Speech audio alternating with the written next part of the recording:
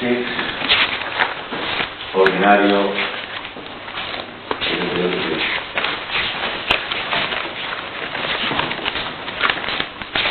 Plataforma patriótica Nacional, Ayuntamiento de Cartagena, ramo de pruebas, vamos a tirar las certificales que pasen.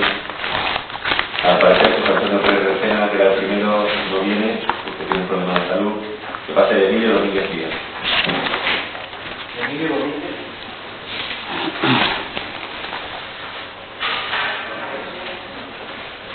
Buenos días. Hola. Emilio Domínguez, ¿me puedo poner aquí el micrófono? Sí. Buenos días.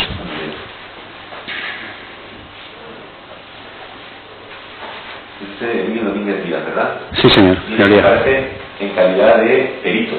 Sí. ¿De acuerdo? Por tanto, es mi obligación exigirle que jure o prometa ser objetivo y promo en sus manifestaciones y que todas las afirmaciones que realice las haga desde su conocimiento científico, por los estudios que usted atesora y por la formación que usted tiene.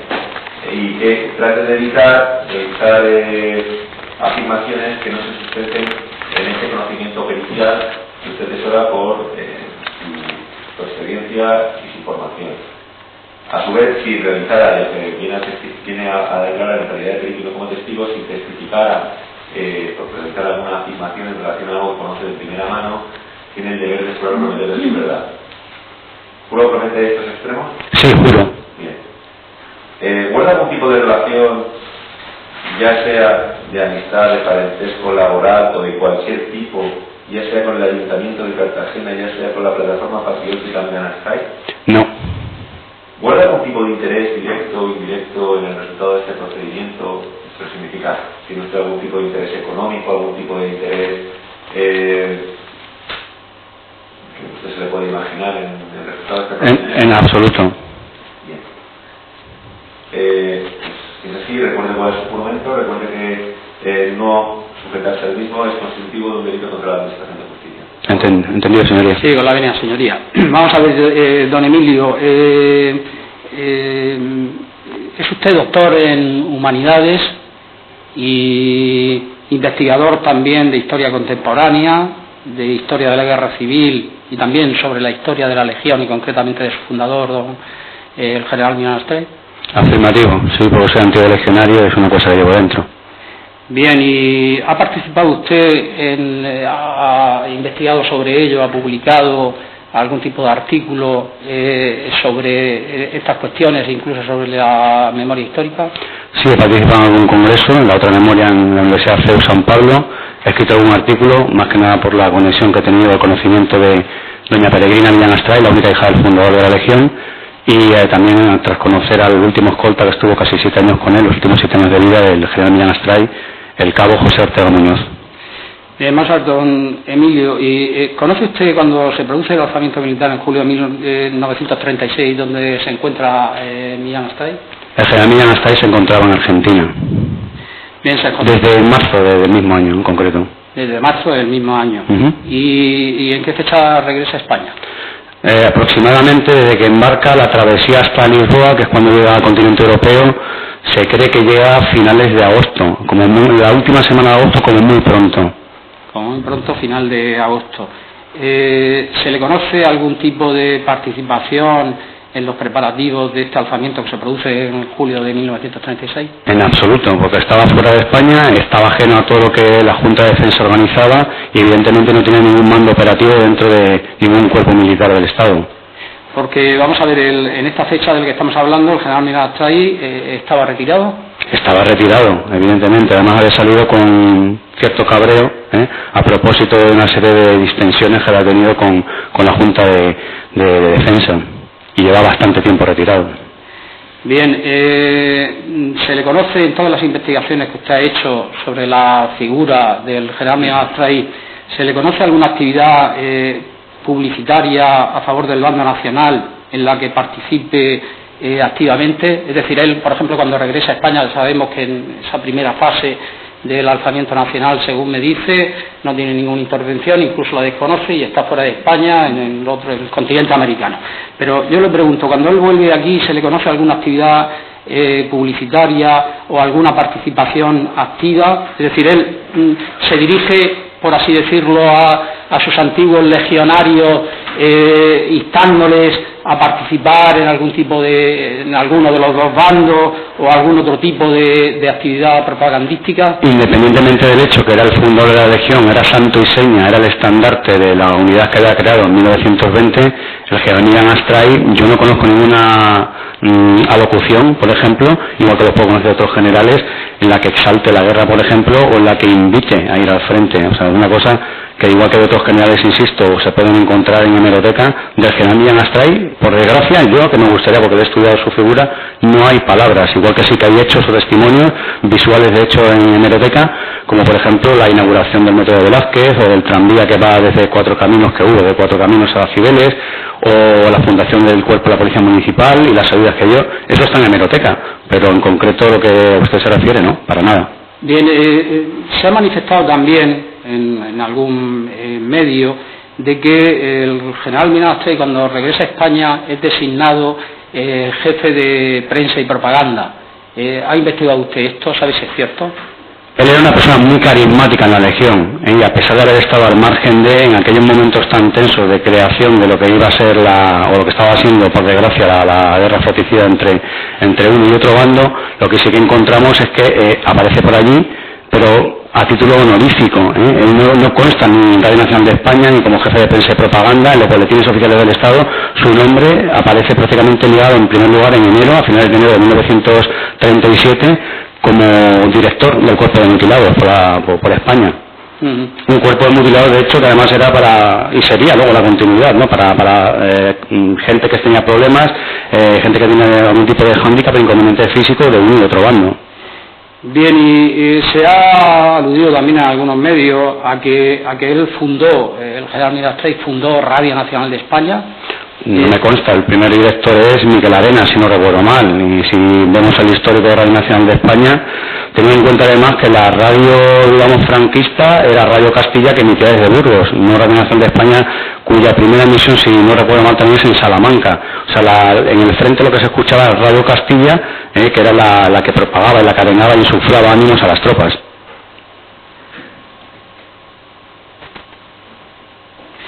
Bien, en este periodo en el que regresa a España a final de agosto hasta su fallecimiento, creo que fue en el año 1954, correcto, ¿se le conoce algún acto violento en las investigaciones que usted ha hecho? Pues todo lo contrario. En la dura y cruel posguerra del Madrid de los años 40 y principios de los 50, la imagen, la figura del general Millán Astray fue algo significativo, sobre todo en barrios marginales, por ejemplo en Carabanchel o por ejemplo en el barrio de Las Latas en Vallecas, donde hizo una labor social y humana y de hecho eso es una faceta casi desconocida, que por ejemplo la propaganda que tanto ha atacado y ha estigmatizado al general Millán Astray jamás ha tenido en cuenta, pero esa labor ha quedado allí patente en esos barrios marginales, pobres, de gente principalmente de otras facciones políticas o del otro bando, porque el general Millán Astray, como escribió en su libro en 1923 de la Legión, la política queda fuera, queda al margen del tercio. Al llegar al tercio se abandona. Y evidentemente la Legión, fundada inicialmente por unos 200 y pico anarquistas de Barcelona, extraídos de la cárcel modelo de allí, que llevó a Ceuta para configurar la primera bandera, 1920 estamos hablando, es una legión, es un cuerpo apolítico. Allí la política no nos importa. A mí no me ha importado cuando he sido legionario, independientemente de mi pensamiento u opinión política. ¿Y se le conoce algún acto de revancha o de desprecio hacia las personas que participaron en el bando, en alguno de los bandos? Para nada. Además, su figura en Salamanca tengo y conozco testimonios, o incluso el de Diego San José, un escritor, un literato al que le salvó la vida, y hemos contactado con su familia a propósito del agradecimiento eterno que han tenido a la figura del general Millán Astray. Era un escritor además caracterizado por ser de izquierda, pero en las sacas de Salamanca, en todas esas peticiones que había para intentar salvar a presos, el general Millán Astray tuvo un papel relevante. Bien, entonces, ¿a qué se dedica desde que regresa a España en agosto de 1936 hasta su fallecimiento? Principalmente, ¿a qué se dedica el general Millán Astray? Desde los primeros meses, simplemente cuando está configurando el Ejército Nacional del Bando, él está simplemente como imagen honorífica, como una persona que no tiene relevancia, de hecho yo no diría ni siquiera secundario el papel que ejerce, sino terciario, y es una persona además que con las mutilaciones de guerra que tiene de los años 20, fuera del ejército, fuera de toda operatividad, es una persona que no podía estar en el frente, simplemente para, como ahora, casi 100 años después, a punto de cumplir el centenario de la Legión, sigue siendo para nosotros un estandarte como antiguos legionarios, insisto, realmente me parece que su labor allí era carismática. Ahora, en el caso segundo, cuando acaba la guerra, él sigue con su cuerpo de mutilados, y en el cuerpo de mutilados, como dije anteriormente, se dedica principalmente a realizar una labor social, humana, en beneficio, en pos de que la gente que realmente tenía mal vivir, gente que tenía muchos problemas económicos, y de hecho, por ejemplo, cuando se cerraban o se clausuraban centros o negociados, departamentos que eran ministeriales, se encargaba de llevar, por ejemplo, mobiliario al barrio de las Latas. Esto principalmente lo sé, insisto, de primera mano, porque además vive con 94 años, don José Ortega y Muñoz, en Carabanchel, en Madrid. Es una persona que vivió con él al pie de su cama, al pie de su lecho, casi los últimos 7 años de su vida. Entonces, pues realmente este escolta me ha aportado una información que no tiene atestiguada nadie. Evidentemente la propaganda no la tiene, pero muchos de sus biógrafos, desde Carlos Silva, Carlos de Arce, Carlos Rojas, Luis Togores, Nico Roa, nadie la tiene. Y esa información es fidedigna, de primera mano. Por eso le puedo decir que es una persona que se entregó principalmente a la gente que tuvo que vivir la dura y la cruel posguerra española en Madrid. Bien, y una última pregunta, don Emilio. Vamos a ver, en ese cuerpo de mutilados, que es al que desde su regreso, fundamentalmente hasta su fallecimiento, se ocupa el general Millán Astray, ¿este cuerpo de mutilados sirvió a los mutilados de uno de los bandos de esa guerra civil? En absoluto. El cuerpo mutilado será para ambos bandos, para gente que había estado en el frente de uno u otro bando y tenía lesiones importantes de gravedad, a los que el cuerpo de mutilados ofreció ayuda a una serie de beneficios económicos y sociales para que pudieran tener una vida digna en lo sucesivo. Bien, pues no hay más preguntas, señoría. Buenos días. Y no tenía nada que ver con el aislamiento ni con la guerra. Y cuando produce el lanzamiento del 18 de julio de 1966, el señor se encontraba en Argentina, en un país que entonces estaba en paz, a que viene España en el año cuando se acaba de proclamar una guerra civil en España. Pues él tuvo muchas dudas, se lo puedo decir rotundamente. Cuando se entera de la desgraciada noticia, lo que está aconteciendo en España, le ven esas noticias, teniendo en cuenta que estamos hablando de 83 años atrás, no había redes sociales, no había ningún tipo de medio para comunicarse con prontitud, sufrió mucho en el viaje, incluso en su escala, no recuerdo en concreto, pero hay una escala además, y lo comenta, y en su llegada a Lisboa, le dan, digamos, novedades de lo que está aconteciendo. Las personas que van a recogerla, a recibirla allí cuando arriba a Lisboa. Entonces, él viene aquí a España, pero él no viene, si él estaba fuera del ejército, no viene directamente a combatir. Además, por su edad, no podía combatir. Estamos hablando de una persona que estaba ya casi en los 60 años y con 3 mutilaciones de guerra de los años 20, retirado de lo que era el ejercicio de la milicia, ¿no? Y evidentemente su función como operativa no era ninguna. Que, como he comentado antes a don Salvador, que fuese tema carismático, es el fundador de la Legión. Y si la Legión está combatiendo, pues seguramente su imagen, los legionarios y él representa, digamos, como estímulo, como estandarte de lo que él quiere proclamar, pues puede ser el cumplimiento del credo legionario que él había instaurado en 1920. Entonces, él no viene con esa idea, no viene, y en su pensamiento evidentemente yo no estoy, lo desconozco, pero él no viene con una idea fija de participar en la guerra y de estar en uno u otro bando. De la Legión, de las tropas del bando nacional, pero con posterioridad. Ya le he dicho que a finales de agosto cuando llega, cuando a él aparece por Salamanca, son fechas bastante posteriores. De hecho, creo que el primer acto, pues a lo mejor transcurre un mes y pico después de estar aquí. No se pone a disposición del gobierno del poder legítimo, que en ese momento era la izquierda. La República, quiere decir. La República, y se pone a disposición del bando sublevado. Ahí en ese momento, en tema político, como usted sabrá, el 15 de agosto, por ejemplo, en el 36, en Badajoz, la Legión toma Badajoz, asalta Badajoz y la Legión va con la bandera republicana. O sea que había, en el fragor de la batalla, con ese tipo de situaciones que había, estaban combatiendo por un lado y por otro y nadie tenía claro a qué bando, a qué tipo de Estado, a qué tipo de gobierno representaba. De hecho, unos años antes, en el 34, sin ir más lejos, la Legión había sido en la República en la Revolución de Asturias. ¿No es más cierto que cuando llega a España se dedica a debatir la figura de Franco, toma partido y funda un partido para encumbrar a Franco, y es el que dota del poder de generalísimo, y lo nombra la Capitanía General de Burgos el 1 de octubre del 36. Negativo. Millán Astray no estuvo el 1 de octubre del 36 en Burgos. Tengan en cuenta además que él no pertenecía a la Junta de Defensa. Si ya hubo problemas con algún otro general que tenía un estatus bastante más amplio y bastante mayor reconocimiento, y ciertamente estaba envidioso del poder que se le iba a otorgar en lo que era el primum inter pares, que va a ser la determinación de elegir a Franco como general, esa meritocracia que entre generales, entre los que estaba Quindelán, entre los que estaba Mola, entre los que estaba, por ejemplo, Yagüe, Varela, que venían además, estamos hablando del día 1 de octubre, venían de rescatar o de asaltar el Alcázar, después de los meses que llevaban de combate desde la noche del 17 de julio del 36. Si nos ponemos a pensar que el general Millán Astray fue además el que tomó partido y el que fue el representante o el inductor, como más o menos me estaba veniendo a decir, lo niego rotundamente. Él no tenía voz ni voto en este caso. Es cierto que a partir del verano de 1937 milita en el único partido político que existía entonces, que era la Falange Española de los Trabajadores y la JONS. Yo ese aspecto político lo desconozco. He leído en algún comentario que ha habido, pero igual que ha habido muchos militares que por mandato gubernamental o del Estado han tenido que afiliarse, igual que había empresas en un régimen comunista, un régimen socialista, en un régimen fascista, que eso siempre se ha dicho, ¿no?, de tener el carnet del partido, ¿no? Entonces creo que todos los mandos, generales, oficiales, el generalato e incluso la tropa podrían estar, pero que la función política del general Millán Astray, la relevancia que pueda tener en un partido político, vamos, estoy seguro de que no.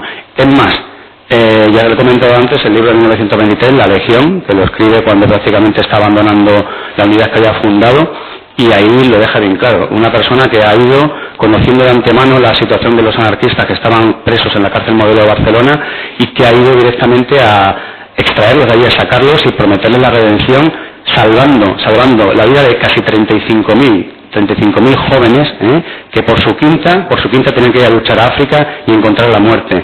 Lo que hizo, la gesta que hizo el general Millán Astray, principalmente fue esa: darle la posibilidad de que esos 200 reclusos configuraran gente aguerrida, gente brava, que encontrara redención viviendo por España, ¿no?, y salvando la vida a sus compatriotas. En el caso que me comenta, a propósito de lo del tema de Falange, me pregunto yo, ¿Falange era un partido prohibido? ¿O Falange ahora estaba prohibido, yo qué sé, participar o ser miembro de un partido político? Yo realmente, como de política, realmente paso, pero sinceramente en aquel momento supongo que estaría establecido y estaría legalmente constituido. Pero insisto, yo los comentarios que tengo, lo que he leído, sí, ciertamente puede ser que a nivel generalato, a nivel de oficialidad e incluso de tropa, que estuviesen todos obligados a pertenecer al partido de Falange. Incluso llegó a publicar una biografía de Franco llamada Franco el Caudillo, para mayor honra del jefe de Estado, el prólogo de... Eso, ¿de ahí está sacando usted la información que dice de Falange, puede ser? No. Ah, vale. Simplemente se llegó a publicar. Vale. Sí, hay un libro, creo que es del año 1939, puede ser. Sí, es un libro en el que, además, en estilo indirecto, de hecho está lleno de entrecomillados, reproduce fidedignamente arengas y alocuciones del propio general Franco, da muy pocas impresiones, e igual que describe de manera fehaciente lo que ocurre en los combates, pues habla, por ejemplo, si no recuerdo mal, del papel de la mujer en un bando y otro, la frustración de un otro, da sus impresiones a título personal, pero lo que abunda en ese libro principalmente, solamente hay que ver los entrecomillados, si no recuerdo mal, es un libro de reproducciones, de alocuciones, o se marca la literalidad del caudillo. De hecho, incluso sopesaba que a lo mejor podría haber sido un encargo, como una persona que, abandonado el ejército, repito, abandonado el ejército, y en Argentina, su labor profesional era la radio. Él en la Argentina se gana la vida el tiempo que está haciendo radio. Entonces, en España y se nombró jefe de la oficina de prensa y propaganda. El tiempo que pudo estar en un principio era, digamos, la referencia que podía tener. a una persona evidentemente que tiene algunos conocimientos de radio y simplemente yo no creo que fuera eso. Insisto por tercera vez, creo que era un tema carismático. O sea, para determinar esa lección hemos de conocer un poco la legión, hemos de haber sido caballeros legionarios. Entonces, en función de eso, hay que vivirlo, hay que sentirlo, y a partir de eso ya puede sobrar en consecuencia. Pero no porque fuese un profesional porque igual que se dice Radio Nacional de España, por ejemplo, había profesionales, desde Miquel Arena, por ejemplo, o Gai, que serían los dos primeros, si no recuerdo mal, o en jefe de propaganda de prensa hasta que llega Merry del Val. O sea, estamos hablando de una serie de personas que eran profesionales del periodismo para aquella época y en la década de los 20. Entonces, en este momento, la asignación o el otorgamiento del general Millán Astray como figura representante es carismática, y creo que es la cuarta vez que lo digo. La última pregunta. Gracias. Finalizada la guerra civil, mantuvo junto al poder de Franco. Él estaba nombrado como director del cuerpo de mutilados única y exclusivamente. Tenía muchas tiranteces con Franco, muchas tiranteces. De hecho, muchos problemas incluso con la ley de abastos que hubo a finales de los 40, si no recuerdo mal, 49 o 51, a principios de los 50. Y era una persona entre la élite de generales y oficiales, era una persona envidiada. Y era una persona que vivía de manera austera, franciscana, como fue su entierro, como fueron sus últimos días y como fue, digamos, lo que dejó y lo que legó a su familia. Prácticamente unas 2.000 pesetas de las de entonces, en una caja humilde, fuerte. Eso es lo que hizo el señor Millán Astray. ¿Por qué se exilió? ¿Por qué se fue a Portugal? Bueno, eso es un tema personal, creo que no tiene ningún tipo de trascendencia, pero es una cuestión, creo que personal, no sé si conviene valorarlo, cuando tiene su hija. Desconozco.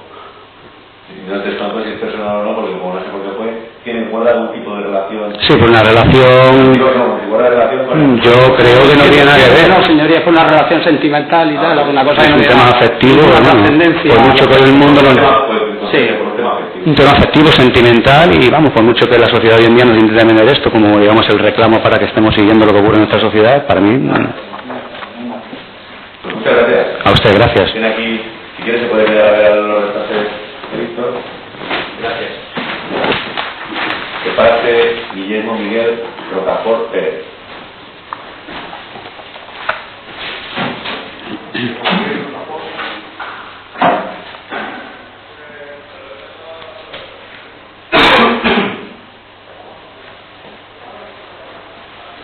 Si quieren pasar todos los peritos pueden pasar, no es una testifical, es una judicial. Entiendo. Buenos días. ¿Es usted Guillermo Miguel Rocafort Pérez? Sí. Mire, comparece calidad de perito. Correcto. Esto significa que usted tiene el deber de jurar o prometer ser objetivo y probo, y que todas las manifestaciones que realice las realice no desde su subjetivismo, sino desde su conocimiento científico, en este caso de la historia. Correcto. Correcto. A su vez, si tiene algo que contar porque lo ha vivido en primera persona, porque lo ha visto, se lo ha contado a alguien de primera mano, en ese caso tiene el deber de jurar o prometer decir verdad. Lo juro. Bien. ¿Guarda algún tipo de interés directo e indirecto en el resultado de este procedimiento? No. ¿Tiene algún tipo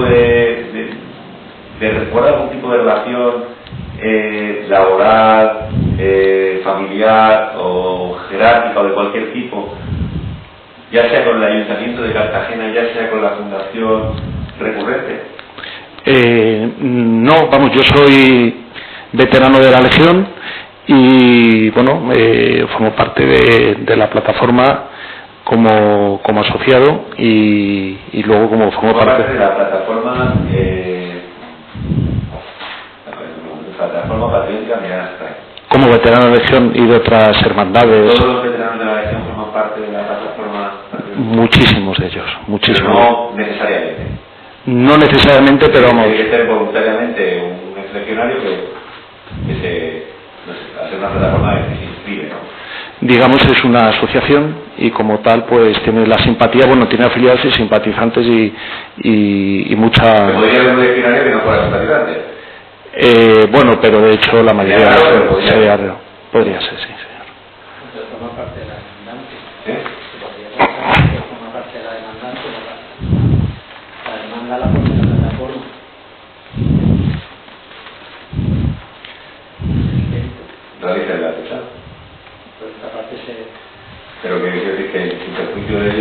yo soy investigador, tengo 20 libros de historia, soy acreditado en humanidades y vamos, igual que estoy aquí, estoy en otras asociaciones, A ver, si lo que yo le quiero decir es, sí, en este caso... mi opinión es independiente, por supuesto, de mi simpatía y de estar en la plataforma. Absolutamente. Yo voy a decir la verdad. Lo sé, sí.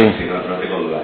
Pero yo lo que le estoy preguntando, va a decir, la verdad es su verdad igual la de todos los que vienen aquí. Que efectivamente. Es algo habitual. Pero lo que yo le quiero decir es, cuando le he preguntado, ¿tiene usted algún tipo de interés? Pues emocionalmente usted se siente vinculado a la figura de Millán Astray, de la plataforma patriótica, porque es asociado, y sin perjuicio de que usted va a defender con argumentos histórico-científicos y sociales lo que me va a decir. Si por ejemplo Cartagena le cambia el nombre a la calle, que es el tema, a usted le molesta. Bueno, pero yo vengo... Yo quiero decir que igual que a un señor o una señora que no sabe quién es Millán Astray, dice que no sabe, en esta sociedad hoy en día que hay gente que no sabe nada de su historia, sí. Podría ser perfectamente que no haya ni simpatía ni antipatía, que simplemente no sepa quién es. Esa persona, si testifica aquí, pues a lo mejor no. Pero lo que le está preguntando es, me va a decir usted toda la verdad, a la ciencia, pero que usted le guarda un cariño, un respeto y una admiración a Millán Astray. Todos los veteranos legionarios en España hay 100.000 y eso...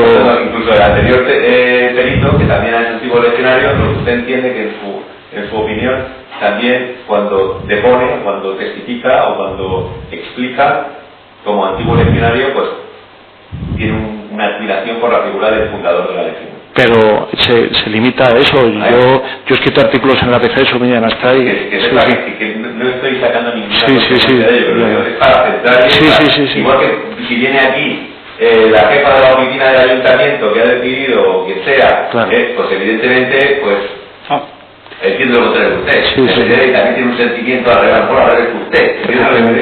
Es el caso, señoría, de los dos testigos, por ejemplo. Ya me imagino que no estamos testificando ni sobre matemáticas, ni sobre física, ni sobre arquitectura, ni sobre ingeniería. Estamos testificando sobre, sin perjuicio de lo que yo les digo, que a diferencia de otros tantos,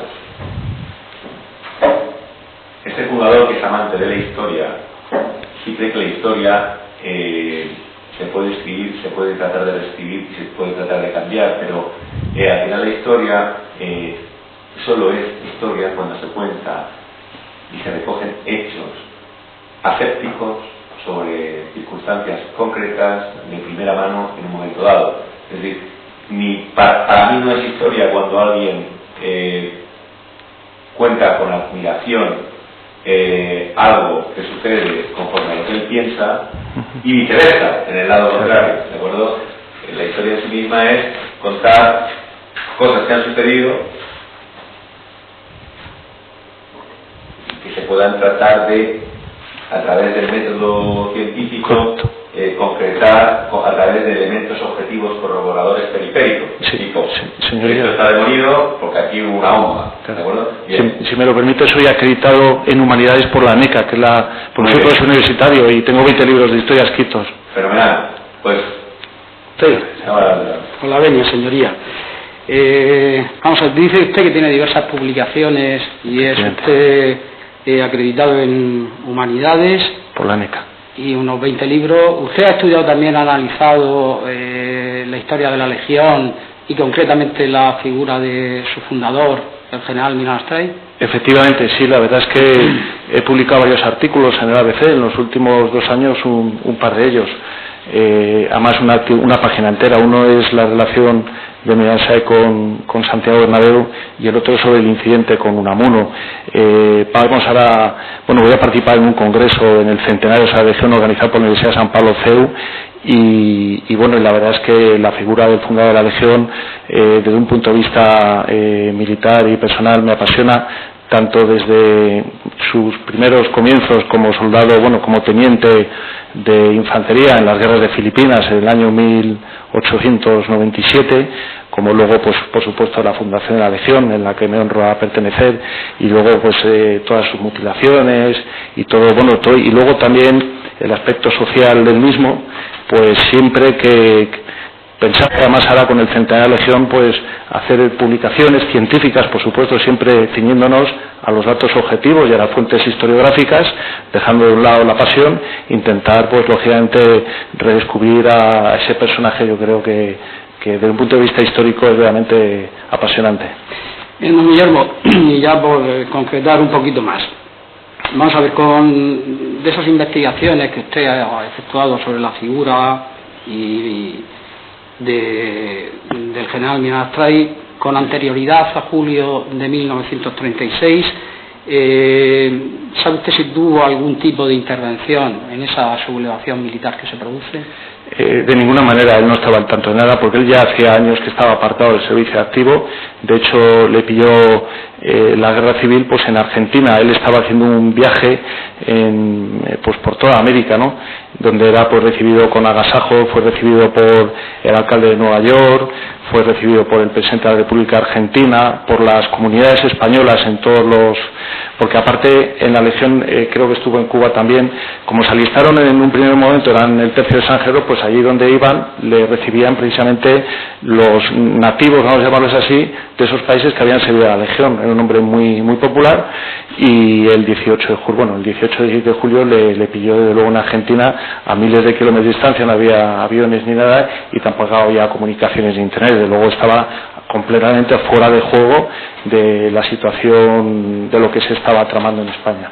Bien, ¿y en qué fecha regresa Millán Astray a España, desde Argentina? Bueno, una vez que se entera, rápidamente viene a España. Lo que pasa, claro, ahí viene en barco y el trayecto pues duran semanas, no dura tanto como las carabelas de Cristóbal Colón, pero podemos decir que varias semanas de luego sí. Me imagino que en un trayecto pues bastante duro y muy apesadumbrado, porque al fin y al cabo ese enfrentamiento fratricida, por sus escritos y por su forma de haberse comportado anteriormente, le habría supuesto de luego un trauma y una fractura, porque si él algo se distinguió es por dejar las ideas políticas fuera de los cuarteles. De hecho, los 200 primeros legionarios que se alistaron a la Legión eran pistoleros de la extrema izquierda, que estaban en cárceles de Barcelona pues de toda la semana trágica del año 17, y el hombre, pues como había sido el hijo de un alcaide de cárcel, pues había conocido la historia verdadera de los presos, y yo pensaba que había que darles una oportunidad de redención,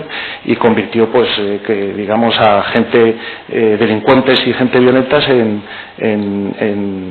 legionarios, pero dejando siempre al margen la ideología. Y ya le digo, los 200 primeros legionarios eran pistoleros, la mayoría de ellos anarquistas, que habían matado a muchos empresarios en Barcelona en esa semana trágica del año 17, provocada además porque, claro, como el ejército que moría en África era un ejército de levas forzosas, ¿quiénes iban a morir de África? Pues los hijos de los obreros y de los campesinos.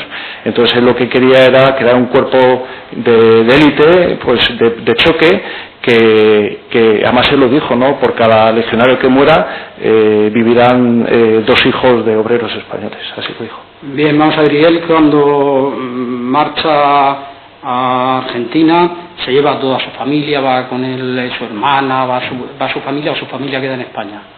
Vamos a ver, su matrimonio es una historia aparte, pero yo me imagino que por la complejidad, desde luego su hija no, porque su hija es posterior a la guerra civil.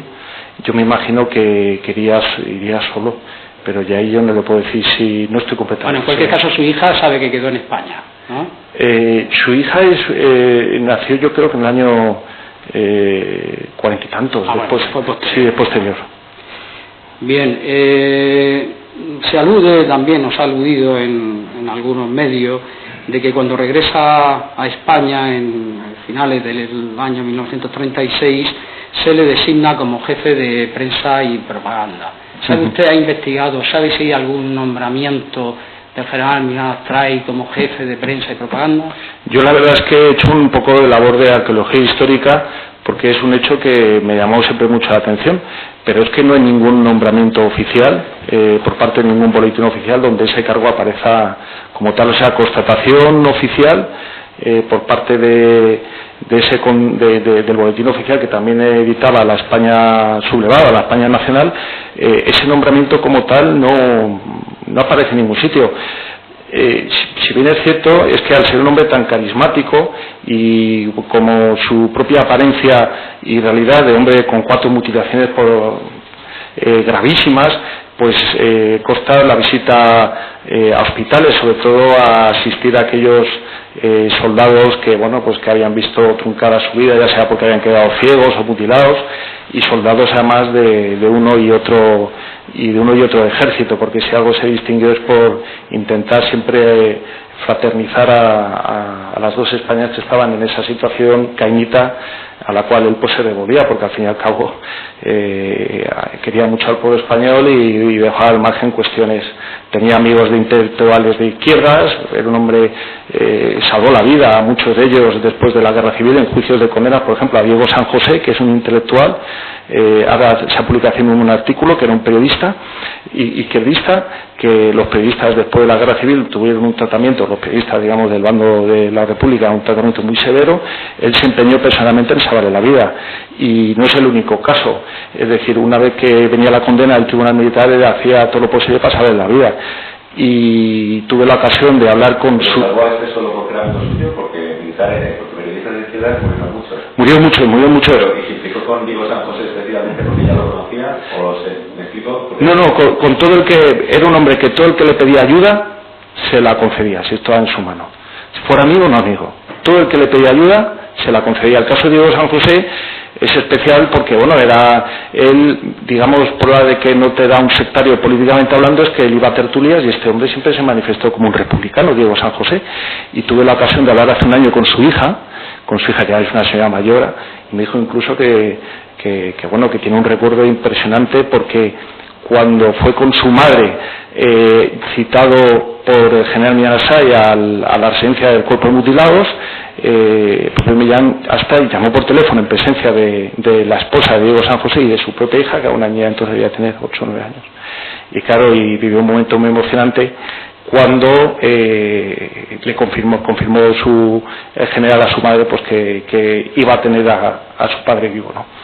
Entonces eso lo lleva muy a gala. Es una familia que ha mantenido las ideas, vamos a decir, izquierdistas, ¿no? Pero el nieto, con el que tengo un cierto vínculo, que también se llama Diego San José, pues habla bien de Millán Astray, y de hecho hay una biografía muy buena ahora que se llama de cárcel a cárcel, porque realmente fue salvado de la vida. Lo que pasa es que Diego San José luego tuvo 3 o 4 años de un periplo por cárcel. Las cárceles entonces eran muy duras, pero la familia siempre habla muy bien y no es el único caso, señoría. Hay casos donde realmente el general se implicó personalmente en salvar la vida a todo el que pudo y estuvo en su mano. Vamos, no era un hombre que daba la espalda, sobre todo a la gente que en ese momento la estaba pasando mal en España, y había mucha gente que lo estaba pasando mal, esa es la verdad. Bien, don Guillermo, vamos a ver, y en esas investigaciones que usted ha hecho sobre la figura de Millán Astray, en el periodo inmediato de su regreso a España y hasta que finaliza la guerra, ¿ha leído usted alguna locución de este general en el que propagandística, en el que se dirija a sus antiguos soldados, a sus antiguos legionarios, instándole a la batalla a favor de un determinado bando? Bueno, vamos a ver, la figura de general Millán Astray en la guerra civil, digamos, hay episodios realmente estremecedores, ¿no? Porque cuando le pilló el incidente de Unamuno, que es eso ya lo desacredité con un artículo en la ABC, citando a más fuentes bibliográficas que han sido confirmadas por, además, un bibliotecario de la Universidad de Salamanca, don Severiano Delgado, que es un hombre republicano, a mí me lo ha confesado que es republicano, que es una invención literaria. Lo que sí me llama la atención es cómo se implicó personalmente en parar las sacas de presos republicanos, sobre todo en la ciudad de Salamanca. Cómo él, exponiéndose personalmente, claro, una persona pues que le faltaba un brazo, no andaba bien, encima como tenía el tímpano reventado de una bala que le atravesó la cara, giraba la cabeza así, se caía para atrás, como él en ese estado era capaz de presentarse en las puertas de las cárceles, y en ese momento del fragor del odio de la guerra civil en la Salamanca entonces sublevada, como fue él con toda su autoridad, sobre todo su autoridad moral, a parar las sacas y además a hablar con los presos y a garantizarles la vida, porque no olvidemos que el origen de todo está precisamente en que él fue un niño que se crió en una cárcel. Hay una anécdota muy buena que lo cuenta Togores en una biografía sobre él, en la cual iban a matar a su padre, que era el alcaide de la cárcel, que era un hombre bastante severo. Las cárceles entonces eran muy duras, y como pues un preso iba a asesinarle en un motín, y entonces en ese momento se interpuso otro preso y consiguió pararle y salvarle la vida. Entonces cuando le preguntaron a este preso que le había salvado la vida al padre del fundador de la Legión, cuando le preguntaron que por qué lo había hecho, él explicó textualmente, porque mira, es el único niño que me ha dado un beso y no quería que Josico se quedase sin su padre, lo cual demuestra precisamente que él conocía la esencia de los presos y sabía que tenían derecho a redención, y que dentro de esos asesinos y esos gente violenta había hombres con valores nobles, y gracias a eso, esa fue la materia prima con la que hizo la Legión, y ahora mismo pues ese es el cuerpo más respetado del ejército español y uno de los mejores del mundo, y es un timbre de gloria para toda la nación. Bien, vamos a ver, don Guillermo, se alude también en algunas fuentes de que el general Millán Astray fue el creador de Radio Nacional de España. Según sus investigaciones, ¿es esto cierto? Yo creo que ahí nos encontramos en otro episodio, sinceramente, bajo mi punto de vista, porque no hay ningún nombramiento oficial. De hecho, la primera emisión que se hace de Radio Nacional, que creo que es en marzo del año 37, él ya estaba desde enero del año 37, es decir, varios meses antes ya estaba como general director del cuerpo de mutilados. O sea, era imposible que él dirigiera o fundara esa emisora cuando en la primera emisión es que ni estuvo, ni se le esperó, ni nada. Tampoco aparecen en las crónicas oficiales su nombramiento ni su fecha. Realmente hay otro aspecto importante que es muy destacado. Radio Nacional no es el vocero de la España, vamos a decir, rebelde o alzada. El vocero era Radio Castilla. Entonces me parece que es un dato historiográfico, pero que requiere un análisis mucho más en profundidad, porque si nos vamos al dato frío, pues sí, parece que está generalmente asumido, pero la prueba es que su nombramiento como tal, y tampoco los medios y el ejercicio del mismo, a mí sinceramente ni siquiera una locución de él. Estoy deseando oír una locución de él en la radio, pero es que no hay esa locución, nunca se ha manifestado que existiera. Bien, y en ese periodo posterior a la guerra, creo que ha dicho que desde principios del año 37 dirigió el cuerpo de mutilados de guerra. ¿Este fue el cargo que ocupó hasta el final de su vida en el año 54 o ocupó algún otro cargo? Este realmente es el cargo con sustancia que ocupó. Él se encargó básicamente de acoger a todos los mutilados de uno y otro ejército y darles una oportunidad, vamos a decir, laboral, porque se hicieron casas de oficios, por ejemplo, para invidentes, para que aprendieran a escribir a máquina. Y además voy a decir una cosa, el cuerpo de mutilados le costó al erario público entonces de la España devastada de la posguerra 0 pesetas, porque todos los bienes fueron donados con gentes por posibles y todos los trabajos eran voluntarios. O sea, se hizo una red asistencial por toda la geografía nacional, repito, de asistencia a unos y a otros, y se hizo un reglamento social de los mutilados. Le voy a poner un ejemplo, señoría, para que, por ejemplo, un discapacitado no tuviera que esperar cola para cuando iba al cine, cosa que hoy en día, ahí vemos al discapacitado como está el último en la cola y nadie le ceda el paso. Pues entonces, o asientos reservados, bueno, existe en el metro, pero quiero decir que el reglamento es interesantísimo desde el punto de vista social, porque nos da una perspectiva de cómo se implicó personalmente en dar a esas cientos de miles de personas que habían pedido, darles la dignidad, porque al final decía él, si yo lo hago, ¿por qué no lo vas a hacer tú?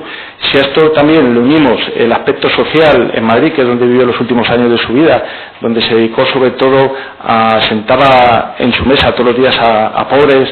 Él, por ejemplo, entraba en cuarteles y los saqueaba, en el buen término de la palabra, de mantas y de colchones para llevarlos ahí donde estaban las chabolas, en el extrarradio de Madrid. Nos encontramos con un personaje de la historia con un ámbito siempre de reconciliación y sobre todo, y lo verdaderamente interesante es de integración de los, no vamos a decir los descarriados, porque no estamos hablando aquí de presos, sino de los más desfavorecidos en un proyecto de, por lo menos, de una vida digna, ¿no? Dentro de esa España de penumbras que fue la de la posguerra, ¿no? Bien, y aparte de estas actuaciones que me comenta en favor de los desfavorecidos, por así decir, o personas con pocos medios, ¿se le conoce algún tipo de actuación revanchista frente a personas del bando republicano, por ejemplo? De ninguna manera. De este tipo, una vez finalizada la guerra. Ni revanchista, ni de represión, ni de nada, absolutamente nada.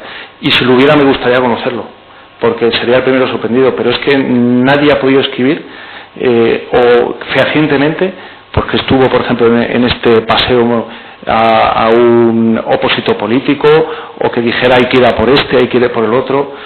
Era un hombre, digamos, un hombre de guerra, porque desde niño estuvo luchando en Filipinas, pero que sabía discernir lo que era la guerra de la paz, y yo creo que, como he dicho antes en el caso de Salamanca, ¿no?, de parar las sacas, creo que realmente fue un estilo de no hacer la guerra total, ¿no?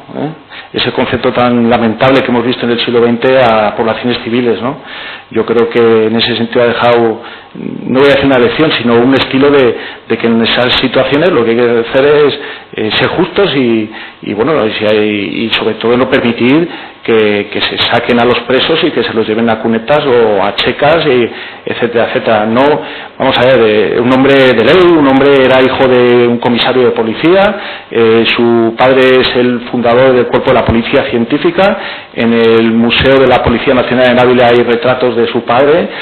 Su hermana era Pilar Millán Astray, que es la primera dramaturga más importante del primer tercio del siglo, que además estuvo ella, su hermana mayor, los 3 años preso en la España republicana y muy maltratada, y aún así, sabiendo que su propia familia y su hermana estaban en esa situación, él no se dejó llevar, yo creo que por esa cólera del odio, al contrario, supo tener la cabeza fría y bueno, felizmente su hermana fue al final liberada y siguió escribiendo. Por ejemplo, las obras estas de La tonta del bote y todas estas de Lina Morgan, todas son creaciones de su hermana Pilar Measay. Su padre también escribió muchos libros y además, vuelvo a decir lo mismo, es el que creó la policía científica en España. Es una familia ilustrada de La Coruña, de ideas, vamos a decir, liberales, sinceramente, no eran unos carcas y unos beapitos en el sentido de beatones, sino simplemente personas de su tiempo y con sus aspectos buenos y luego pues con sus debilidades humanas, pero en ese sentido siempre abogó por contener a la gente y pacificarla. Yo creo que era un hombre de orden social, ¿no?, y de que con la armonía social intentar que todos vivieran bien. Bien, señora, no hay más preguntas. ¿En qué fecha había de España? ¿En agosto, septiembre, el alzamiento nacional? Él, digamos, le pilló en Argentina y lo que duraría el trayecto creo que es a Portugal, que es por donde me entró, me parece. Probablemente, no sé, es que sería aventurar, pero diría que mínimo un mes. Es decir, él se entera del alzamiento e inmediatamente se viene a Argentina. Él viene de Argentina para venirse a la guerra. Él se dedicaba allí a dar conferencias porque, digamos, en el término de pensiones retributivas había quedado muy mal, y él daba charlas de radiofónicas, pues de lo que era la región, de hablar sus experiencias. Hay muchas anécdotas. Una, por ejemplo, que había una alergia que se llamaba del CRIM y iban a poner un anuncio mientras él estaba hablando de su experiencia. Dijo que esa publicidad no la podían poner porque lógicamente Abdel Krim era enemigo de España, había hecho, ha matado en el desastre anual a miles y miles de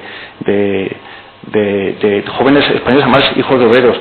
Hay un dato verdaderamente significativo: el año 1921, cuando es después del desastre de Anual, es decir, quien salva a Melilla son 200 legionarios que comanda él personalmente, que hacen una marcha de 100 kilómetros, no sé si es de la Dacha a Ceuta, porque saben que Melilla ya está una ciudad abierta y va a ser desolada completamente, y llega allí con 200 legionarios.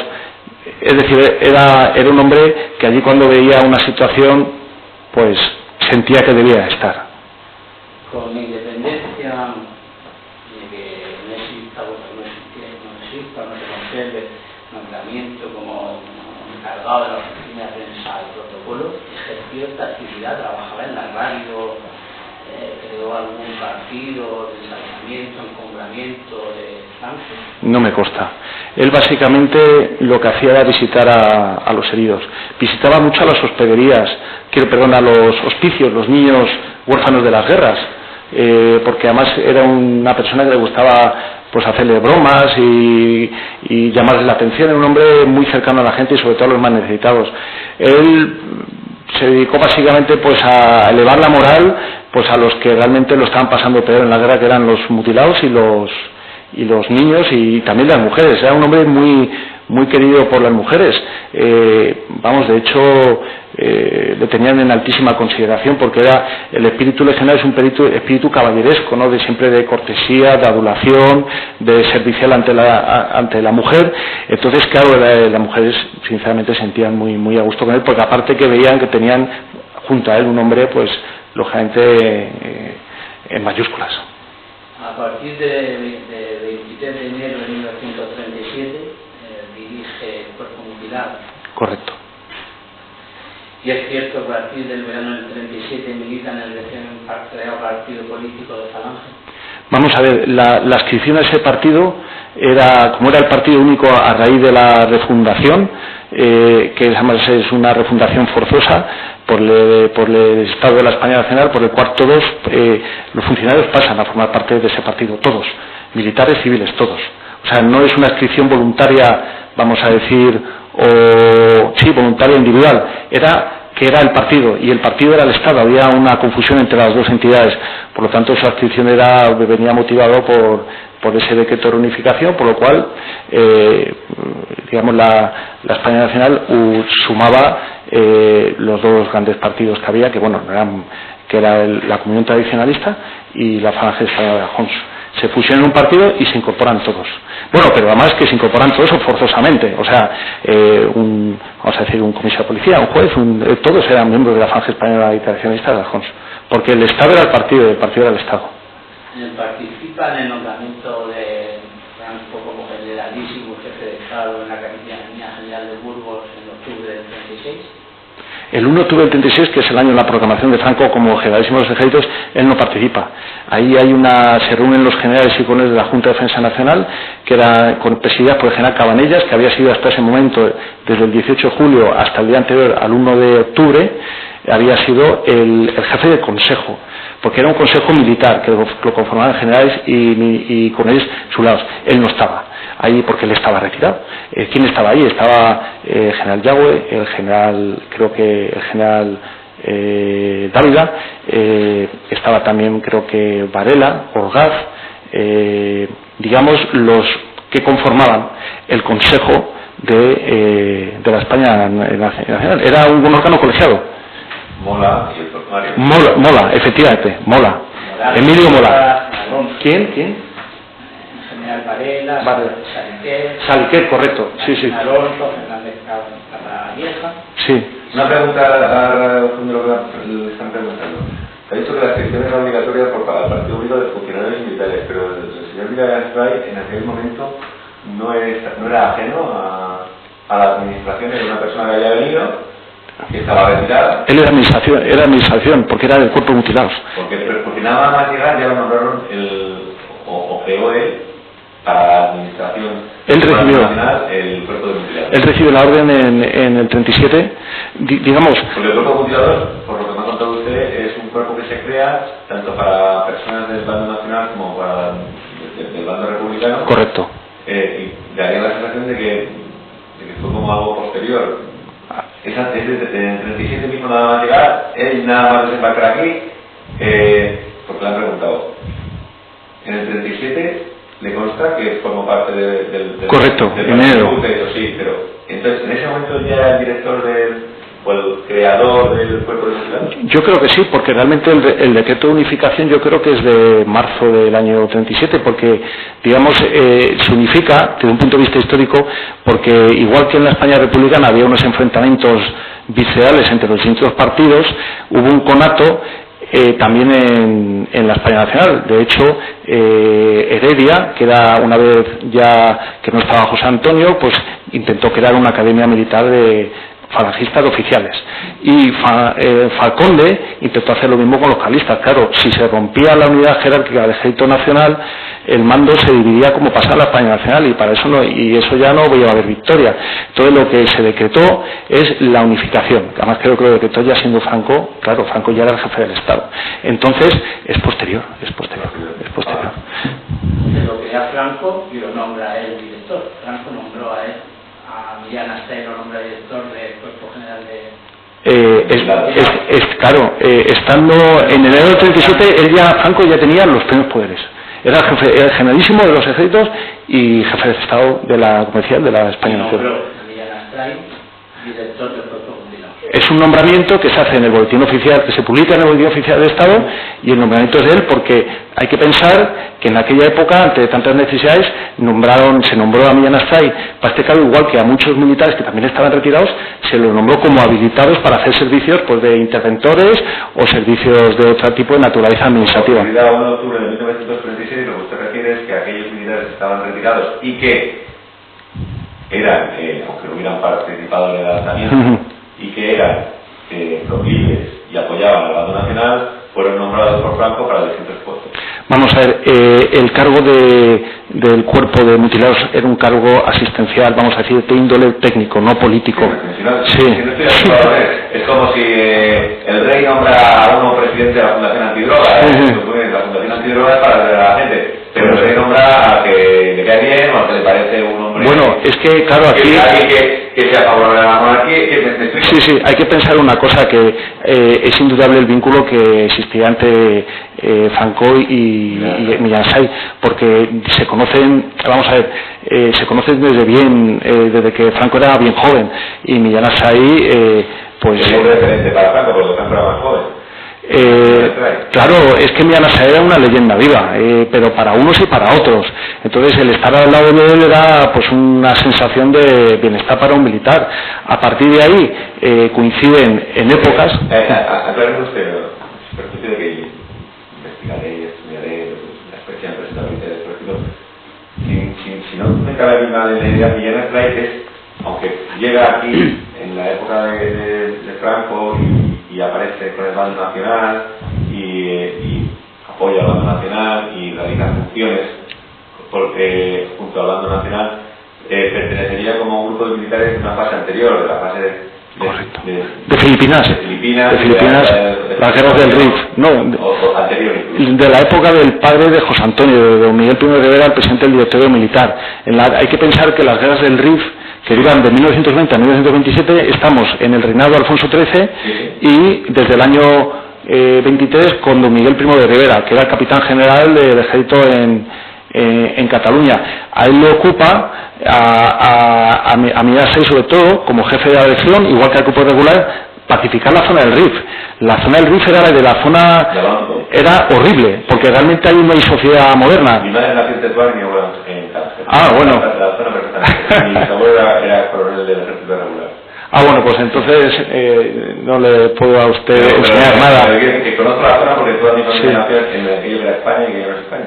Efectivamente, el protectorado, de los pocos territorios que han sido descolonizados sin haber guerras, a diferencia de la Argelia francesa y todo eso, porque realmente hay que reconocer, bueno, eso es una opinión personal, que la administración militar... Pero de eso no presumo nada, ¿eh? No. La administración militar del territorio del Rif, hay que pensar que a pesar de lo duro que fue el desastre anual, realmente... las distintas unidades que hubo allí pacificaron aquello y lo desarrollaron. Hay que pensar que eran tribus, básicamente, se organizaban por jarcas, era una situación donde los pasaviajes familiares estaban a la orden del día.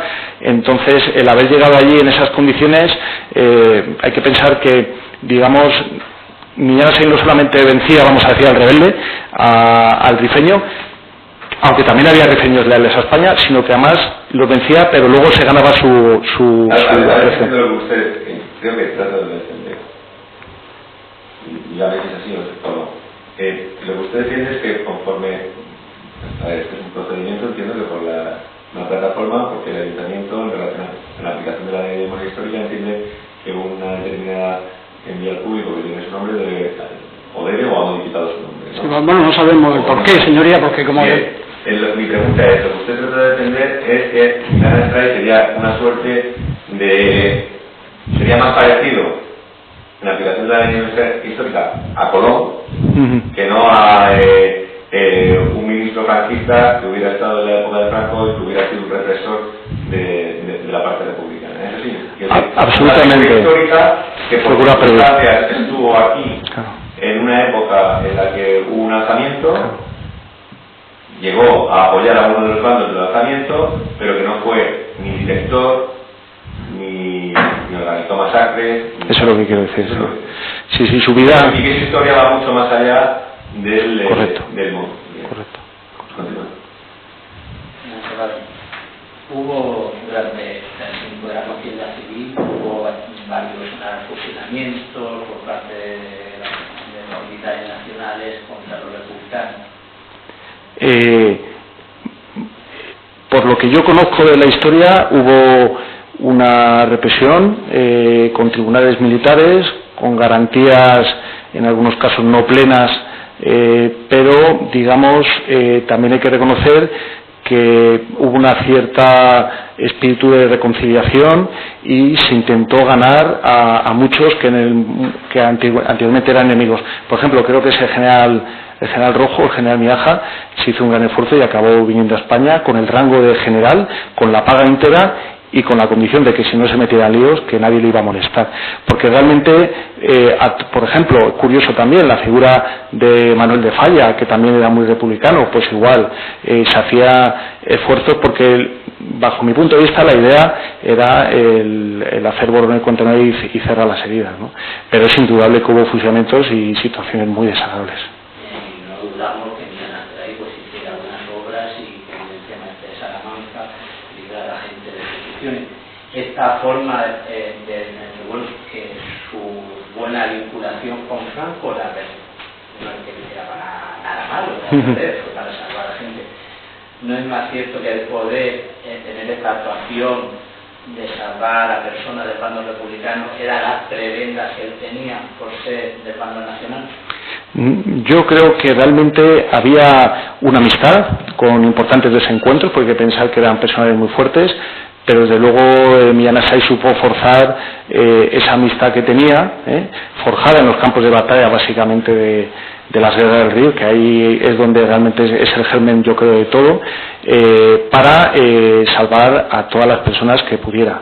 Vamos, no me cabe duda que su papel era de intercesor, tuvo siempre la puerta abierta y, bueno, vamos a ver, tiene la condecoración, por ejemplo, de la Legión de Honor francesa. O sea, realmente en las campañas del desembarco de Alhucemas se ganó pues la admiración de la República Francesa y, bueno, realmente en otras unidades militares y otros ejércitos está considerado, es un referente.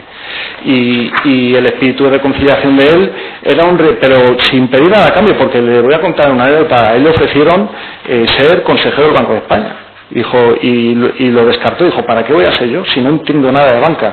¿Alguien quiere utilizarme para sacar algo de provecho? Era como eran los militares de la época, ¿no? Y que yo creo que hoy en día se mantiene también, totalmente de una trayectoria impoluta, no querían verse comprometidos, porque ante todo para un militar es el honor, ¿no? Y la prueba de eso no lo demuestra, es que son 4 heridas de guerra que cualquier persona no hubiera soportado. Pero de cara a la aplicación de la ley de memoria histórica, encontrarse afectado por la ley, podemos afirmar que existía vinculación entre Franco y el general Millán. De cara a la ley de la memoria histórica, yo creo que no. Lo que había es una relación de amistad muy previa a la guerra civil y que se mantuvo a lo largo del resto de la vida de Millán Astray con sus altibajos. Hay anécdotas muy interesantes. Hay una, por ejemplo, la del nacimiento de su única hija. Don José Millán Astray, en la noche de boda, su mujer le confesó que había hecho voto de castidad porque estaba, encomendada a Dios, quería ser monja, pero al final la circunstancia, y él la respetó. Imagínese el chasco. Entonces, y siguió viviendo con ella sin ningún problema. Ahora es lo que para explicarle un poco la personalidad, ¿no? En una de las tertulias que iba él en Madrid, de Natalio Rivas, que era un intelectual liberal muy conocido, conoció a una hija, a una sobrina de Ortega y Gasset, el filósofo. Y bueno, pues esta señorita le dijo que quería darle a un hijo, porque la estirpe de Mianasai no podía quedar de esa manera, vamos, extinguida, ¿no? Y así fue. Entonces, esto voy a contar los desencuentros con Franco, ¿no? Le pidió permiso a su mujer, legítima, le dijo que no había ningún problema. Al fin y al cabo, demasiado había aguantado, ¿no?, el chaparrón. Le pidió permiso a la Iglesia y tampoco le puso el problema, porque el matrimonio no estaba consumado. Y entonces, bueno, pues entonces fue a pedirle permiso al jefe del Estado, y el jefe del Estado que dijo que no, que eso era una vergüenza, que qué escándalo. Entonces, bueno, pues dijo, pues me voy. Entonces se fue a Lisboa de viaje de novios y ahí fue concebida Peregrina, en esa situación. Y estuvieron viviendo la familia, la mujer legítima, la madre de Peregrina y en una armonía perfecta, lo cual demuestra pues que la vida es muy dura, pero a veces que llega así. Él quería tener una hija y tiene una hija que la conozco y es una persona entrañable. Y además él lo cuenta, dice que su concepción es el último acto leccionario de su padre. O sea, lo dice, se toma de humor. Que tan fuerte era la vinculación y el respeto que le tenía Franco, que Franco le dijo, cuando se enteró que iba a tener un hijo fuera del matrimonio, no me hagas pasar la vergüenza de España, y hasta en eso le obedeció. No, de ninguna manera. No, porque ante todo, nunca la había tratado. Hay que pensar que Mianasai fue jefe de Franco en la fundación de la Legión. O sea, él de teniente coronel y Franco de comandante. Entonces tenía un respeto, le diría, mira, es que esto que me planteas no puede ser. Pero bueno, el otro desobedeció. Después era el jefe de Millán Astray, que era generalísimo, y Millán Astray general. Pero es que las relaciones militares son mucho más complejas que eso. Si uno ha sido subordinado de otro, aunque él haya ascendido en la escala, ese vínculo y ese respeto se mantiene siempre. Y de hecho la prueba está en que, vamos a ver, también tuvo desencuentros Franco, por ejemplo, con el general Yagüe, con el general Varela, y Varela con Yagüe. O sea, es que son hombres de un temperamento tremendo, pero bueno, luego entre ellos había un respeto y una fraternidad. Ha quedado acreditado que existe un vínculo afectivo, personal y profesional, si dijéramos, entre Millán Astray y Francisco. Es que si dijera otra cosa mentiría. Muchas gracias. Tiene aquí su documento nacional de identidad. ¿Se puede quedar o marcar, Miguel? Que pase. ¿Quién quiere que escuche primero?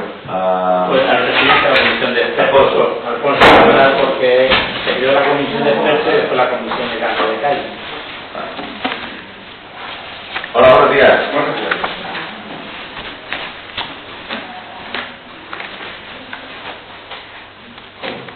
¿Es usted Alfonso Gantán López?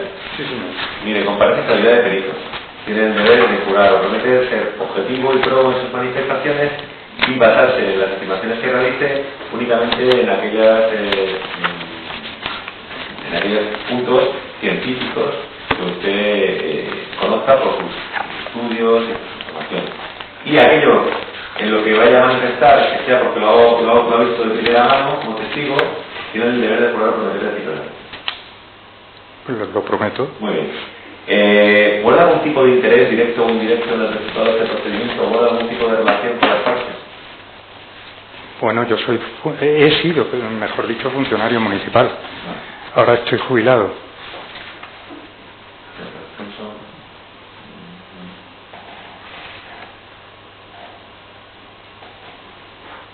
Por tanto, ya ni siquiera tiene... No, ahora mismo soy... Somos independientes, imparciales y únicamente somos ciudadanos, ya no tiene ni siquiera la vinculación directa por parte del ayuntamiento. No, supongo que está extinguida desde el momento en que estoy jubilado. Desde que jubilado, muy bien.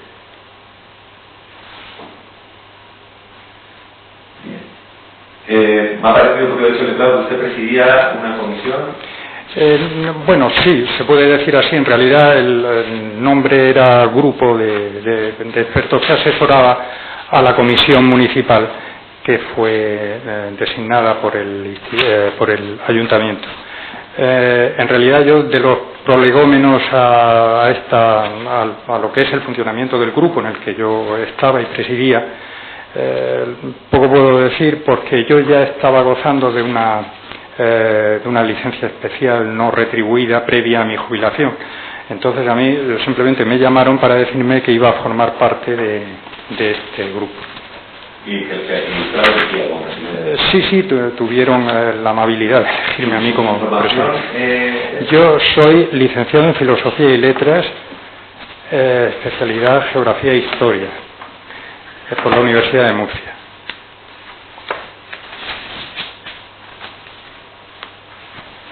Y mi puesto en el archivo municipal era jefe de archivo,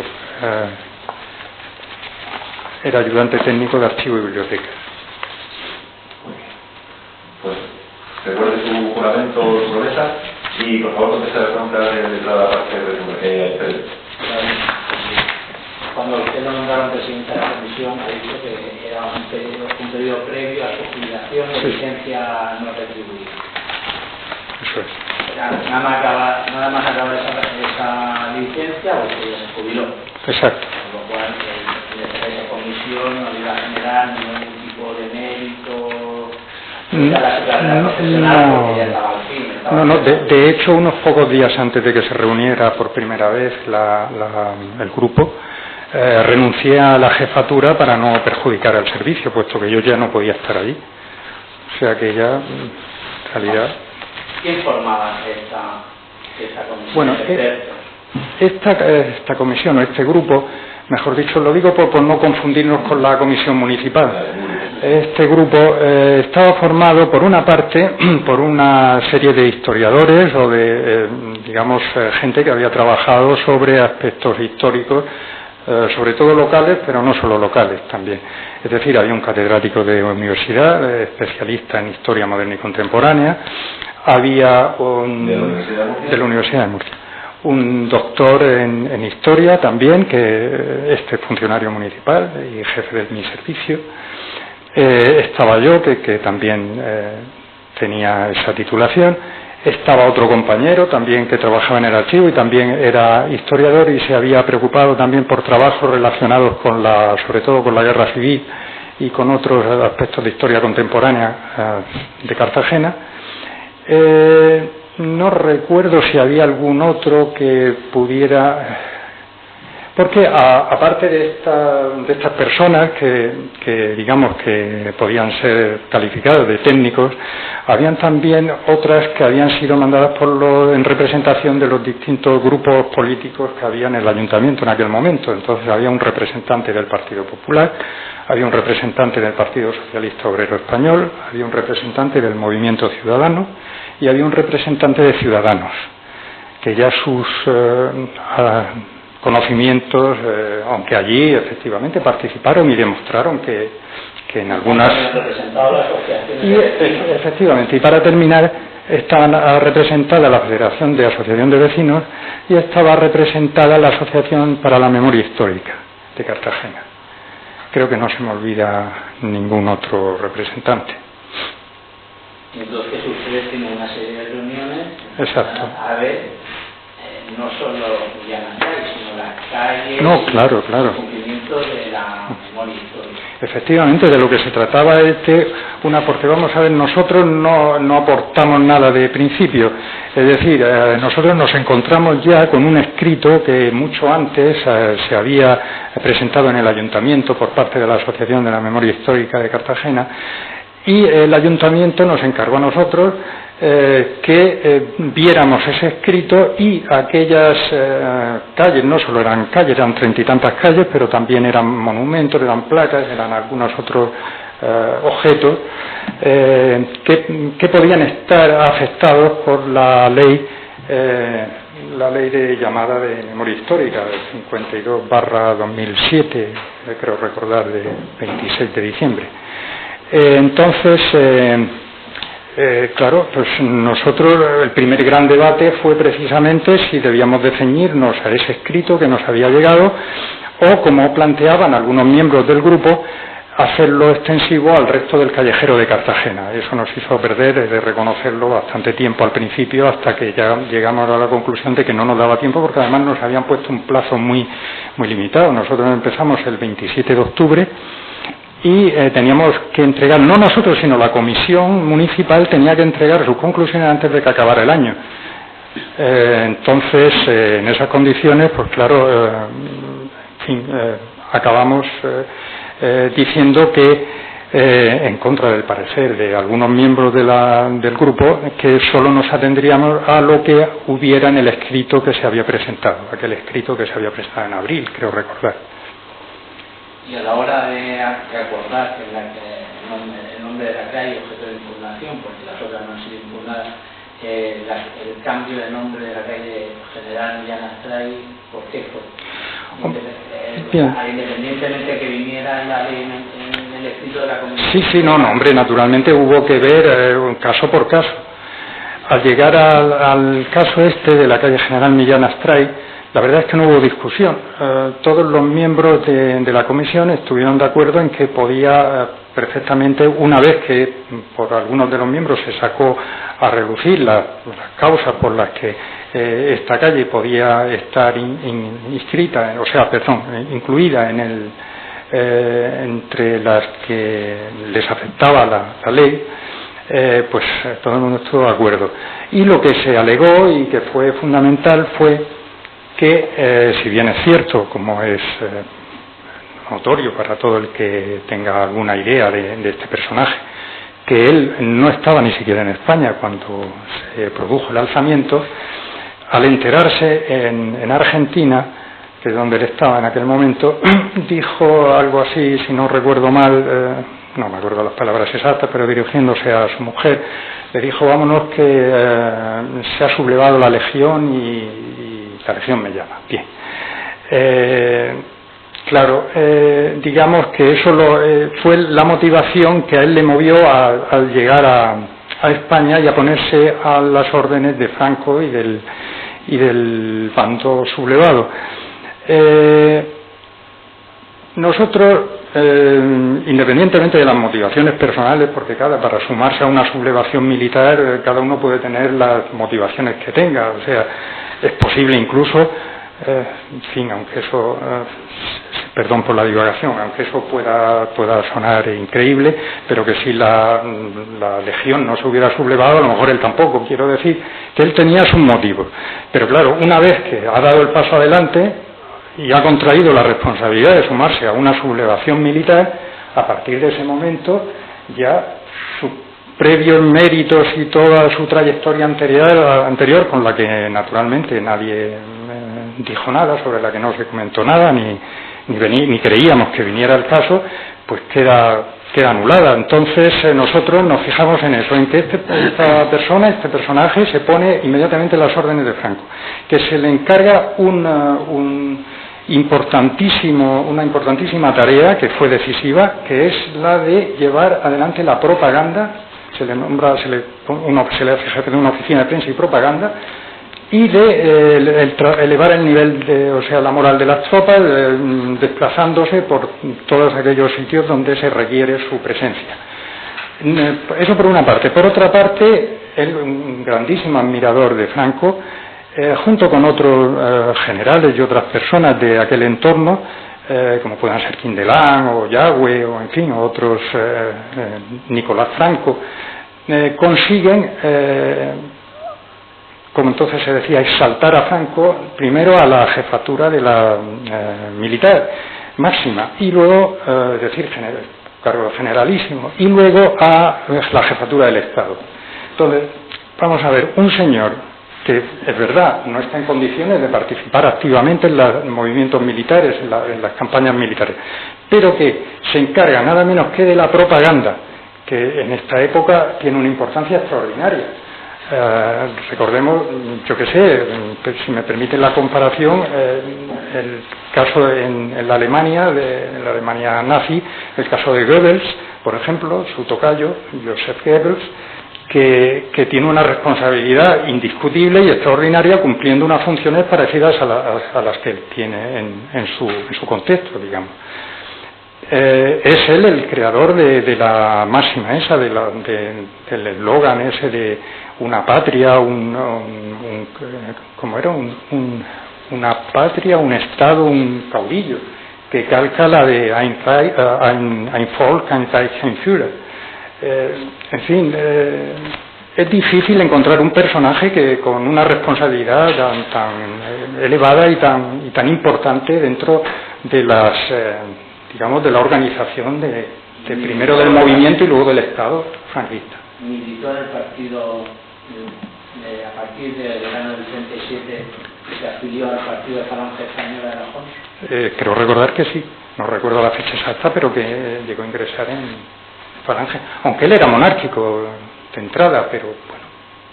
Pero tenía una vinculación con Franco y por Sí, era del círculo, se puede considerar del círculo íntimo de Franco, asistía a sus reuniones más íntimas y lo representaba incluso en actos tanto privados como públicos.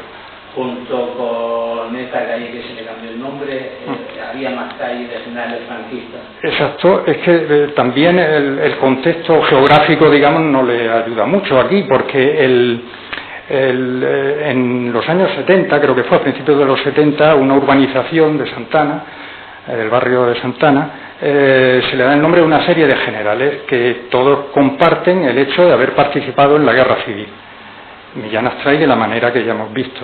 Los otros más claramente como mandos que se sublevan activamente militarmente. Pero ese era el contexto. Y ha dicho que de la comisión de expertos nadie se opuso. No, nada. En este caso fue... no era franquista, vino para ayudar. No, porque entendíamos, vamos a ver, es que no podíamos, nosotros teníamos que ceñirnos a lo que decía la ley. La ley hace alusión a la glorificación de actos, en fin, cualquier tipo de exaltación de actitudes o actos relacionados con el alzamiento, la guerra civil y la represión de la posguerra. Nosotros no podemos entrar ni antes ni después en los méritos o deméritos que pudiera haber tenido ninguno de los implicados. Con otros hubo muchísima más discusión, incluso se tuvieron que quedar sobre la mesa para posteriores reuniones. Y hubo, que yo sepa, no, pero yo ya ahí no puedo. No, nada. Todos unánimes apreciaron que en este caso se podía y se debía aplicar la ley de memoria histórica y por lo tanto debía de proceder. Nosotros sugeríamos, naturalmente, nosotros no teníamos ninguna atribución de otra clase, solo sugeríamos que este nombre se podía sustituir por otro. Con la venia, señoría. Bueno, vamos a ver, usted ha publicado, tiene diversas publicaciones históricas sobre historia, fundamentalmente de la historia de Cartagena, algunas de ellas las conozco y les felicito además por ellas, pero en concreto sobre la Legión Española, sobre la figura del general Millán Astray, ¿tiene usted alguna publicación? ¿Ha hecho usted alguna investigación profunda? No, señor, yo no soy experto en eso. No. He leído la obra de Millán Astray sobre la Legión, pero yo no la he publicado. Alude usted a que cuando viene de Argentina, se pone las órdenes de Franco, sí. ¿Y sabe usted qué destacamento dirigió el general en esas órdenes que le manda Franco? ¿Qué destacamento dirigió él? Por lo que yo recuerdo no tuvo ningún mando sobre tropas. O sea, que no tuvo ningún mando sobre tropas. Que yo recuerde ahora mismo. Bien. Entonces él dirige, comenta usted, le encarga la dirección de prensa y propaganda, ¿no? De manera similar a como sucede en la Alemania nazi, o sea, que organiza aquí todo un aparato de prensa y propaganda. Usted, para hacer esta afirmación, ha consultado el Boletín Oficial del Estado. Lo digo porque en la página oficial, en la Gaceta, está absolutamente toda la legislación de la época. Le pregunto simplemente si usted ha consultado y ha visto ese nombramiento. Ese nombramiento no recuerdo haberlo visto, la verdad. No. Pues mire, yo, si su señoría me lo permite, yo desde el en la primera publicación, el primer acuerdo adoptado, si señoría me lo permite, yo le voy a citar por ver si le suena también esto, ¿no? En fecha 5 de agosto es cuando la Junta de Defensa Nacional, entonces todavía la Junta, acuerda la creación del gabinete de prensa y designa para que dirija la organización y su funcionamiento a don Juan Pujol. 5 de agosto del 36. Mirad, hasta ahí todavía no está en España. Y anteriormente, ese gabinete de prensa, mediante orden de la misma Junta de Defensa Nacional de 24 de agosto, boletín de 25 de agosto, pasa a denominarse Oficina de Prensa y Propaganda. Decreto de 14 de enero del 37, de 17 de enero, se crea la Delegación de Prensa y Propaganda y se nombra delegado del mismo, cesa don Juan Pujol, a don Vicente Gay Forner. No sé si estos nombres le suenan. Forner menos. Bueno, es que podría seguir hasta el año, porque está recogido hasta el año 54, y absolutamente, no solo que no hay ninguna designación del general Minado Astray en responsabilidades de prensa y propaganda, sino que es que se designan otras personas, además algunas de ellas ilustres en materia de prensa y propaganda, como se puede comprobar, designadas precisamente para esa función. Quiero decir, ¿qué investigación, en definitiva, histórica es la que le lleva a usted a...? Mire, yo toda la bibliografía que en su momento consulté eran unánimes al calificar a Millán Astray como responsable. A veces le dicen jefe, a veces le dicen responsable, a veces, pero como último responsable de la propaganda. Bueno, entonces entiendo que son por fuentes indirectas, no investigación propia directa de usted. Entiendo por lo que me dice. Porque ahí yo que también me he interesado un poco al hilo de este pleito por esto, hay unos que dicen una cosa y otros que se tienen a datos más objetivos y dicen otra. Pero quiero decir que en cualquier caso no ha sido una investigación directa. Usted me está hablando por referencias de terceros. Claro, yo no, efectivamente no. Bien, habla usted también de que él participa en la exaltación a la jefatura del Estado. No sé este dato de dónde lo extrae, porque prácticamente casi todas las publicaciones que yo he leído, esa designación la hace la Junta de Defensa, que está constituida, me parece que por 7 generales, 7 u 8 generales, entre los cuales es bien sabido, público y notorio, que no estaba el general Minado Astray. Luego, ¿de dónde saca usted el hecho de que él participa en esa exaltación de Francisco Franco a...? Yo no he dicho que él lo nombre, he dicho que él participó, al menos así lo he encontrado yo, le vuelvo a decir, en la bibliografía que en su momento consulté, estuvo, digamos, entre bambalinas, si se quiere, es decir, que estuvo presionando a los que luego fueron los encargados de nombrar a Franco. Bueno, es decir, que formó una especie de partido de apoyo, o como se le quiera llamar. Una referencia también indirecta, que lógicamente podemos encontrar un criterio y el contrario. Mire, yo siempre he encontrado ese criterio, o sea, no he encontrado nunca el contrario. Bien, ¿conoce usted, con datos más o menos objetivos, nos puede decir alguna campaña de propaganda que elaborase o dirigiese en el periodo de guerra el general Minado Astray? Pues hizo este documental, lo dirigió, lo he visto, hizo esta campaña concreta. ¿Me puede citar algún ejemplo? No, ejemplos concretos yo no le puedo citar. No conoce ninguno. No. Bien. Luego, hablaba usted de que trataron y tengo que incidir un poco en ello porque como las actuaciones, tanto las 5 actas que ustedes elaboraron y que sirven de base al posterior acuerdo, como el propio acuerdo no dice absolutamente nada, me veo francamente en una situación de indefensión. Entonces necesito a ver si logramos concretar en esos 3 hitos, digamos 3 hitos que marca el artículo 15 y que son los únicos que a mi entender legitiman para poder adoptar un acuerdo de este tipo. Nos encontramos con la exaltación a la sublevación militar. Vamos a ver, ese es el primero. ¿Usted conoce alguna actuación del general Minado Astray directamente en la que él exaltase, es decir, previamente a esa sublevación militar, que dijese, legionarios, tenéis que alzaros frente a la República? No, dudo además que se produjera. Luego este primer hito lo tenemos que descartar, ¿no? Entiendo, no se produjo. Bien, luego una exaltación a la guerra civil, es decir, alguna locución, alguna actuación escrita, algún manifiesto del general Minado Astray, y al legionario hay que ir a la guerra, hay que matar a los republicanos, hay que, no sé, algo de este tipo, saltar a la guerra civil. Hombre, con esas palabras quizá no, pero cosas de ese sentido sí, muchas. Quiero decir, bueno, él le yo tocó no vivir puedo como todos los recordar. españoles en una parte de tal, pero quiero decir algo que exalte eso, que es de lo que se trata aquí, porque aquí no se trata de haber vivido, claro, aquí hubo media España vivió en una parte y la otra media en otra y le tocó vivir. Astray, por su propio carácter, tendía mucho a la exaltación, ya de suyo. No, pero no estoy hablando de exaltación de otras cosas, Sí, sino no, en pero concreto, de la guerra en civil. concreto de la guerra civil, ¿Usted claro. me puede citar ahora mismo alguna? Hombre, no le puedo citar de memoria, eso es imposible, entre otras Vale. cosas porque siempre Bien, le he y leído. luego el Pero tercer le he hito, leído cosas. el tercer hito sería la exaltación de la represión de la dictadura. ¿Usted sabe de algún manifiesto, de algún documental donde Miguel Astray, ya finalizada la guerra, exalte la represión de la dictadura? No, finalizada la guerra yo no recuerdo nada. Bien, luego este tercer hito tampoco está... Pero bueno, esa es mi opinión.